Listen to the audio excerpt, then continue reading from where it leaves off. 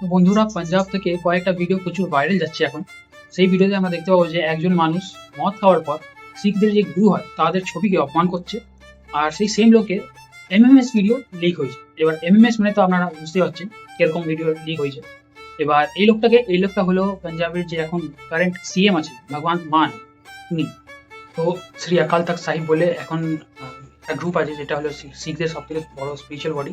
এরা ভগবান মানকে ডাকলো। ভগবান মান এসে বলছে যে এটা টোটালি, এই ভিডিওগুলো totally fake video, AI generated.